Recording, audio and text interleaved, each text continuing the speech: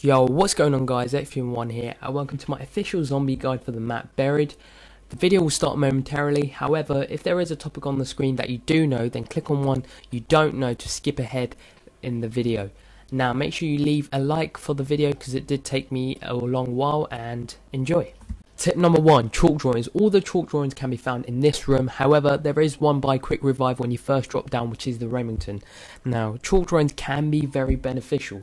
If you draw one chalk drawing for one weapon, it gives you 1,000 points. So if you have about 6 chalk drawings, then you can get about 6,000 points by using the trample scheme. This can give you the achievement where you have to pack a punch by round 1. So don't underestimate the chalk drawing, guys. I'd also highly advise you guys to get the Vulture Aid perk, which can be found in this room, which is the church. It does cost 3,000, however it is again very beneficial. It allows you to do multiple things. One, it emits a green gas from the zombies. Now this can be used as a monkey method because the zombies will run away from you. Number 2, they will drop ammo. Now I think it's 1 bullet, 1 ammo per zombie. However, if you kill a whole train, think about the ammo you could get. Tip number 3, it also tells you where the chalk drawing boards are and where the mystery box and perks are, so it can be very beneficial.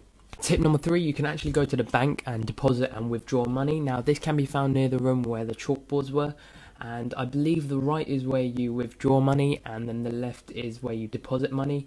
The deposit fee is 100, however when you withdraw it doesn't cost anything. As you can see, my points are nearly at 10k.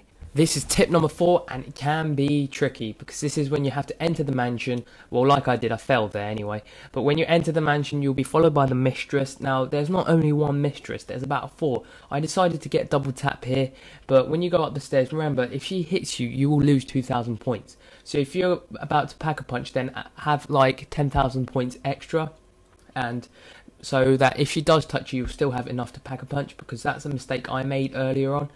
When she touches you, you know, you don't have enough to pack a punch, so make sure you do that.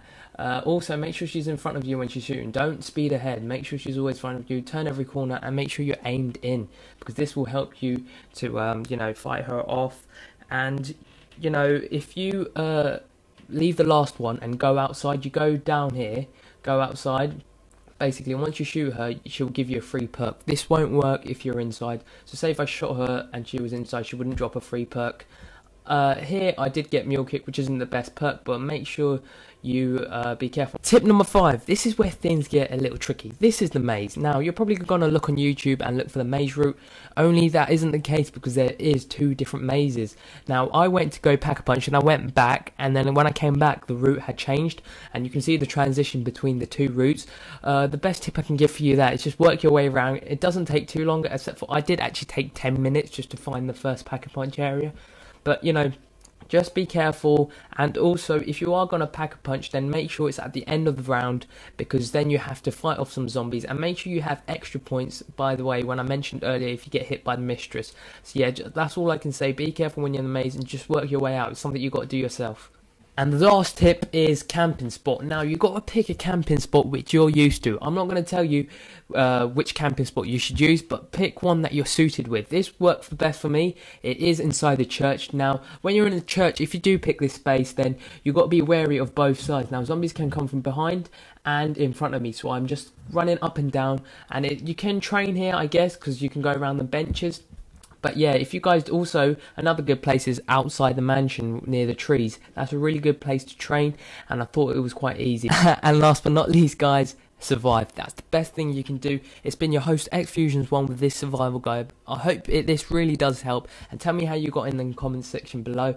This video did take me a long time to produce, so make sure you subscribe and you like the video and share it with your friends and see if it helps them. Sadly, I did not get beyond round 20, but it was my 5th go, and I believe with this guide I can push forward and get to a higher round. So it's been Xfusion1, and now I'm out. Peace!